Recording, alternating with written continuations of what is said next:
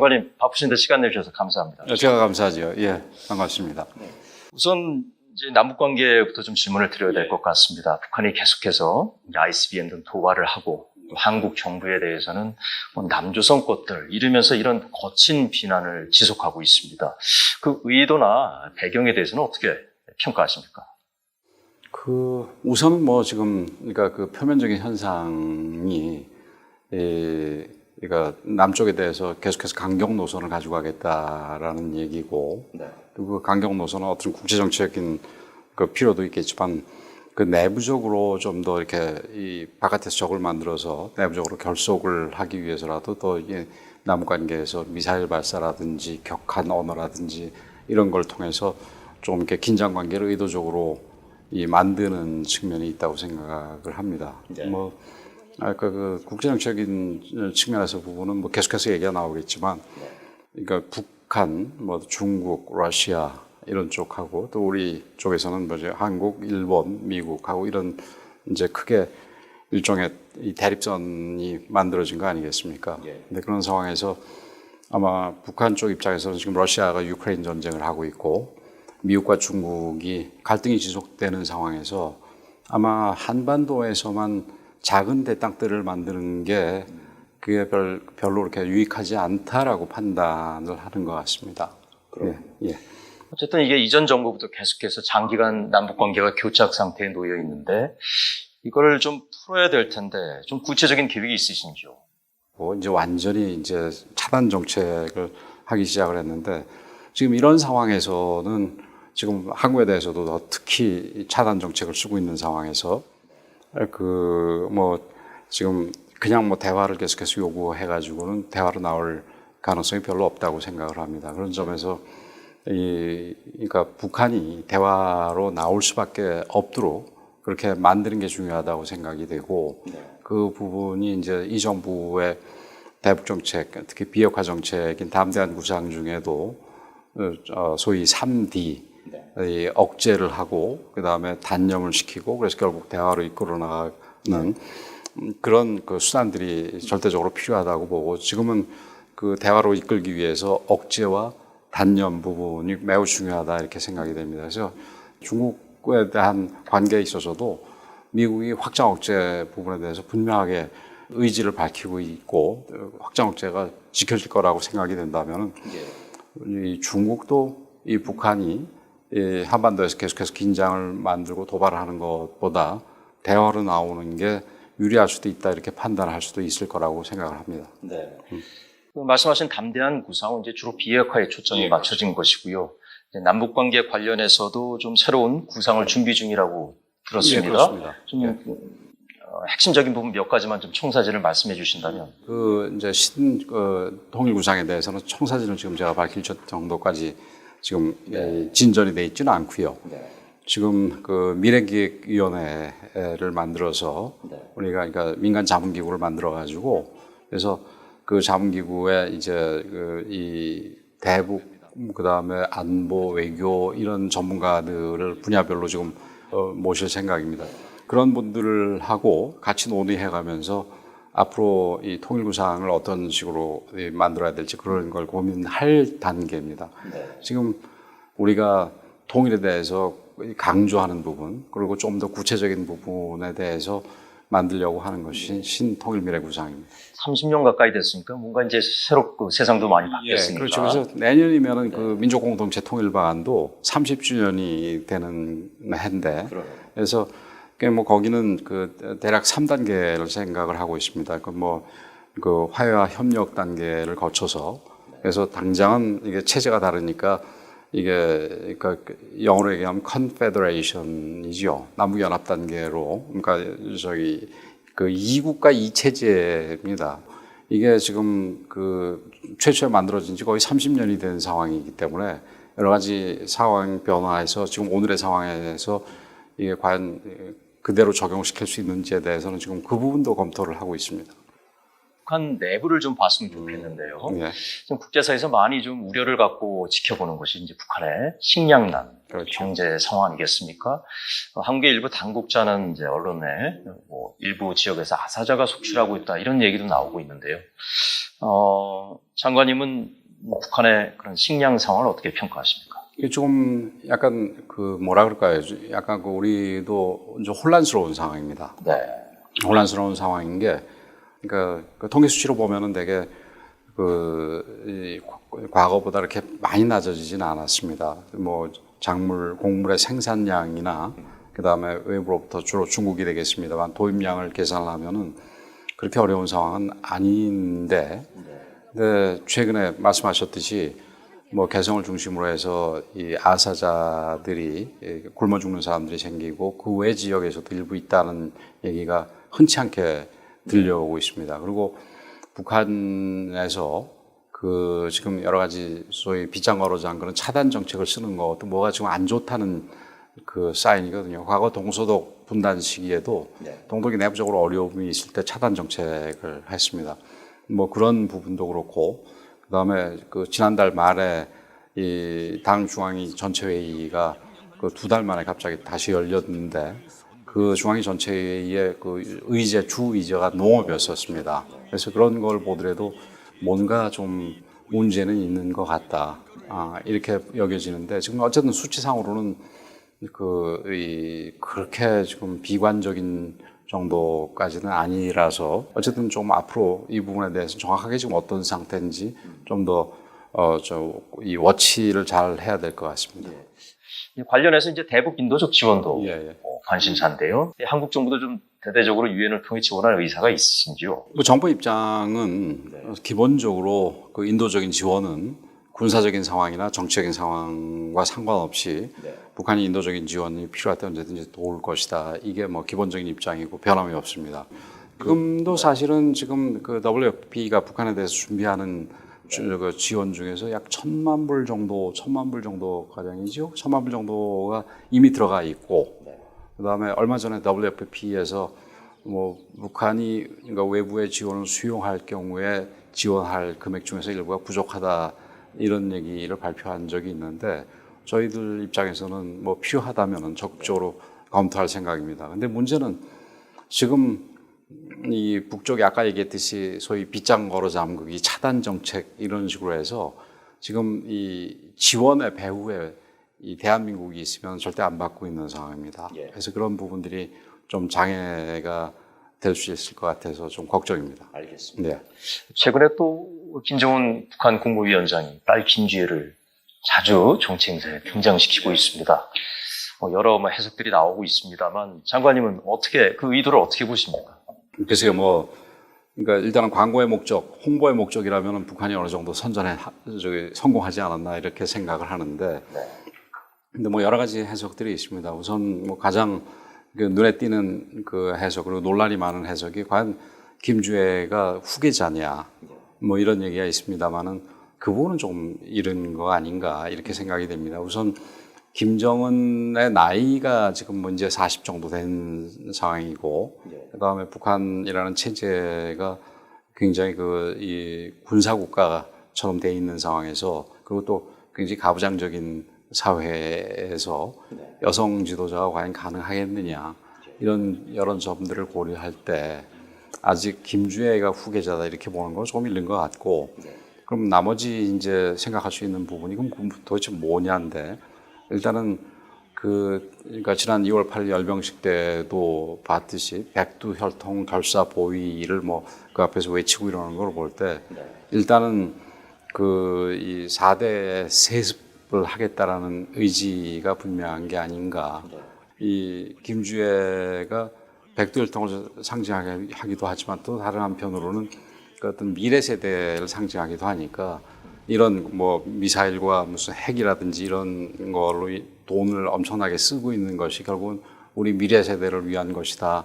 이런 이 일종의 상징 조작으로 보여주고 싶어 하는 게 아닌가 이런 생각을 하고 있습니다. 물론 어느 한쪽으로 이게 섭불이 단정을 하고 그쪽으로 정책을 몰아가는 것보다는 여러 가지 가능성을 염두에 두고 여러 가지 가능성에 다 대비하는 게 더 옳은 방향이 아닌가 이렇게 생각합니다. 윤석열 대통령께서 이제 올해 신년 업무 보고라든가 이런 기회를 통해서 북한 인권의 중요성, 예, 예. 네, 또 나라 북한 안팎으로 정보를 보내는 그런 인권의 그 문제를 좀 환기해야 된다는 여러 번 강조를 하셨는데 통일부 차원에서는 구체적으로 이런 북한의 인권 개선을 위해서 좀 어떤 계획을 갖고 계십니까? 우선 그 인권의 중요성 부분에 대해서는 저 개인적으로도 뭐 전적으로 동의를 합니다. 그리고 지금 이제 인권 문제를 전면으로 부각시키는 데 있어서 두 가지가 필요한데 하나는 북한의 인권 실상을 정확하게 알리는 거고, 그러니까 영어로 무식함, naming and blaming 이런 정도로 그쳐서는 전 곤란하고 실질적으로 북한의 인권을 어떻게 높일 수 있는지를 잘 생각을 해야 된다고 봅니다. 그래서 우선은 북한의 인권 상황이 아주 열악한 인권 상황을 국제사회에 알려서 국제사회에 어떤 압박이 형성이 될 수 있게 하기 위해서는 우선 널리 알리는 게 굉장히 중요하고, 그런 면에서 여태까지 이제 통일부에서 북한 인권 실태를 탈북자 중심으로 조사를 해서 내부적으로만 갖고 있었는데 이 부분을 올해부터는 이제 공개를 할 생각입니다. 국제사회에서 북한 인권의 심각성을 환기하는 것도 중요하지만 북한 주민들에게 또 외부 정보를 정확히 알려서 실상을 알리고 그것을 통해서 북한의 변화를 꾀하는 것도 중요하다는 지적도 있습니다. 뭐 저는 전적으로 동의합니다. 뭐 우선 대표적인 예가, 그래서 제가 통일부 장관 취임하기 전부터 남북관계 발전법을 우리 지난 정부에서 지금 야당이 만들어서 그 중에서는 대북 전단을 금지하는 그런 조항들을 집어넣었습니다. 그래서 뭐 심지어 그걸 위반했을 경우에 굉장히 그 가혹한 처벌까지 하게 돼 있는데 그런 부분은 뭐 아주 절대적으로 악법이라고 생각을 합니다. 물론 뭐 지금 상황에서 좀 민감한 상황에서 북한의 도발을 빌미를 줄 수 있다는 점에서 무슨 지금 뭐 풍선을 적극적으로 전단을 날리는 거를 독려할 생각은 없지만 어쨌든 그런 북한 주민들의 그 알 권리 한 일부라도 도움이 되는 부분에 대해서 법률적으로 차단하는 그 법 조항은 문제라고 생각이 됩니다. 그래서 가능할 때 그 부분에 대해서는 반드시 그 법을 없애도록 할 생각입니다. 그 법 조항을. 네. 그 외에도 사실은 그 북한 주민들이 밖의 세상이 어떤지, 자기의 처지가 거기 비교했을 때 어떤지 이런 부분을 좀 알 필요가 있다고 생각이 됩니다. 예. 앞에 좀 법률 개정의 필요성에 관해서 말씀을 하셨습니다만 지금 여소야대 형국에서 쉽지 않은데 지금 그렇기 때문에 민간단체, 시민사회 단체들은 법 개정에 앞서서 여기에 대한 좀 해석 지침, 통일부의 해석 지침을 좀 변경할 필요가 있다. 그래서 공개 소환도 보내고요. 뭐 예를 들자면 군사분계선 이남이란 표현을 군사분계선 그 지대로만 제한한다면 다른 곳에선 보낼 수 있고 또 뭐 공해상이라는 표현을 갖다가 해석 지침에서 뺀다면 공해상에도 보낼 수 있는데 우선 통일부 차원에서 이런 해석 지침을 좀 변경할 필요가 있지 않냐라는 목소리도 나옵니다.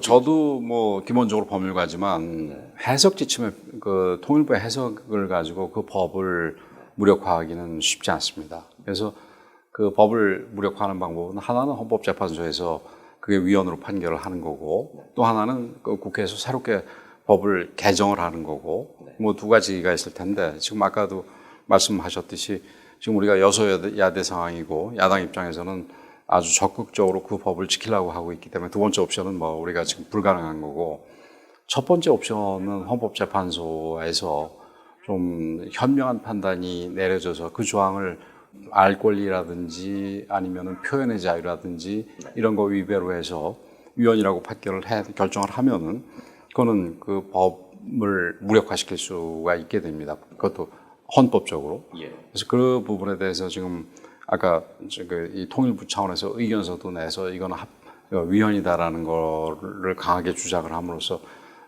어쨌든 표현의 자유, 알 권리를 조금 더 보호하고 북한 주민들한테 정보가 조금 더 유입될 수 있는 부분으로 그 방향으로 지금 나가려고 하고 있는 부분이고요.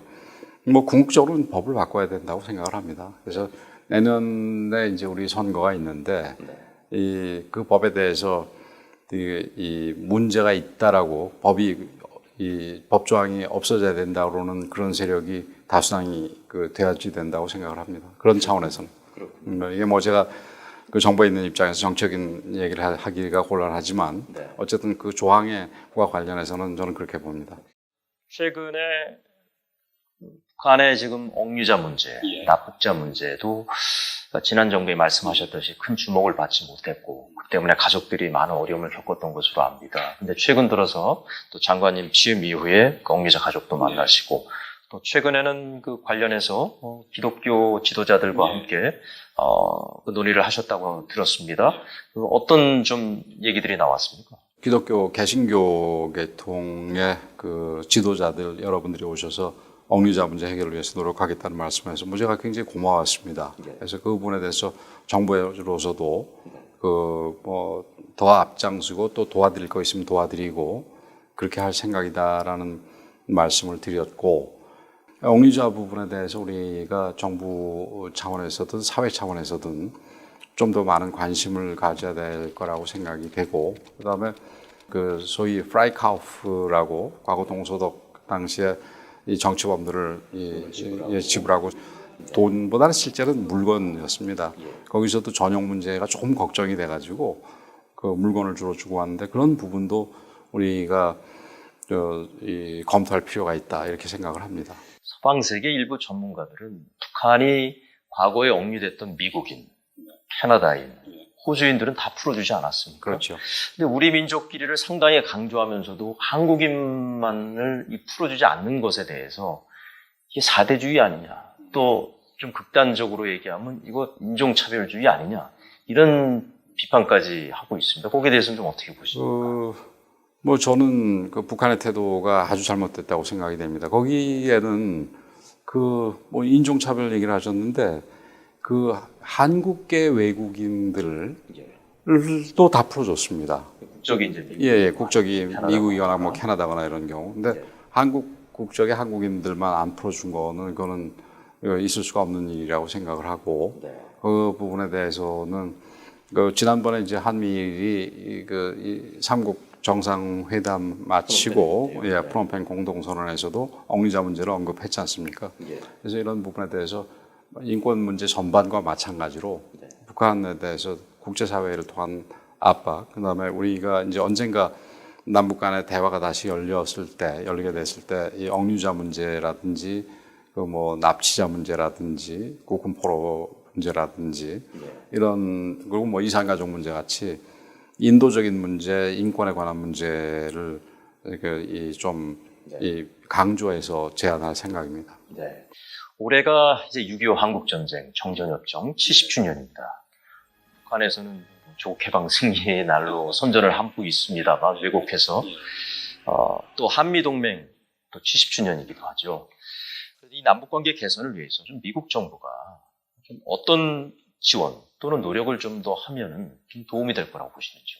지금 당장은 뭐 한미동맹의 강화, 그리고 특히 확장 억제의 약속에 그 확실한 이행을 우리가 보증할 수 있는 그런 모습들을 보여주는 게 중요하다고 생각이 됩니다. 뭐 그리고 실제 최근에 그런 모습들이 보여줘서 많은 우리 국민들도 안심을 하게 되고 있는데, 이런 부분이 중요한 게 아까도 잠깐 말씀을 드렸습니다만 이 북한이 어떤 뭐 핵까지 포함한 도발이 있을 때 이 미국이 확실하게 그러니까 동맹을 보호할 것이다, 이런 이 계산을 하게 된다면은 그러니까 북한의 어떤 도발을 억제하는 측면을 넘어서 중국 입장에서도 북한이 그런 부분에서 어떤 도발 가능성을 키워가는 것에 대해서 마땅치 않게 생각을 할 겁니다.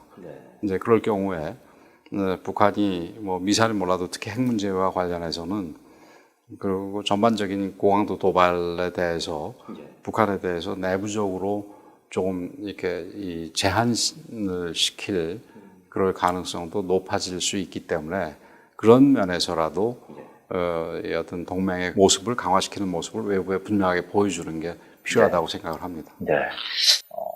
이 방송을 또 보고 듣는 북한 주민들, 그리고 북한 정부의 한국통일부의 수장으로서 또 이 통일 정책을 이끌어가는 지도자로서 어떤 좀 메시지를 보내고 싶으신지요? 먼저 북한 지도부에 대해서는 지금의 북한 상황은 전혀 지속 가능하지 않다. 그거를 분명히 알고 지속하지 않다는 기초에서 좀 잘 생각을 해라. 북한의 미래에 대해서 그런 얘기를 해주고 싶고 북한 주민들에 대해서는 참 일단은 위로의 말씀을 드리고 싶고 또 다른 한편으로는 외부 정보가 너무 차단이 돼서 본인들이 어떤 모습인지 어떤 상태에 살고 있는지도 잘 비교하기가 힘들죠. 그러니까 알지 못하고 있는 부분이 있다고 생각이 됩니다. 그래서 좀 그러니까 북한 상황에서 쉽지 않지만 어쨌든 이 세상이 어떻게 바뀌고 있는지에 대해서 좀 알아보도록 노력을 하라는 얘기를 해주고 싶습니다. 특히 두 번째 부분과 관련해서는 제가 태영호 의원 부인 오해선 여사인가요? 그 부인의 최근에 책을 낸 냈죠. 거를 런던에서 온 평양 여자를 보면서 북한의 엘리트층에서 그러니까 이 바깥에 어떤 이 경험을 가지게 될 경우에는 그다음에 여러 가지 갈등 같은 거를 봤거든요.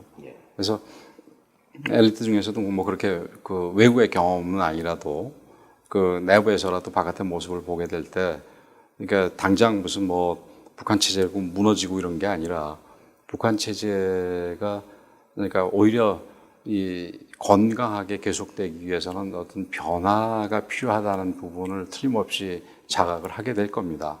그래서 그런 부분에서 이 북한이 어떤 긍정적인 변화를 위해서라도 뭐 엘리트층부터 시작해서 엘리트층이 훨씬 더 이제 외부의 어떤 자신들의 모습이 어떤지 바깥의 세상은 어떻게 돌아가는지를 더 잘 알겠지만 엘리트층은 아니지만 그보다 좀 어렵게 사시는 분들도 어쨌든 뭐 중국하고의 교류를 통해서라도 바깥 세상을 볼 기회가 있으니까 좀 객관적으로 좀 보셨으면 좋겠다라는 얘기를 하고 싶습니다. 네. 장관님 오늘 시간 내주시고 예. 또 좋은 말씀 해주셔서 감사합니다. 예. 다시 한번 이렇게 좋은 기회를 주셔서 감사합니다.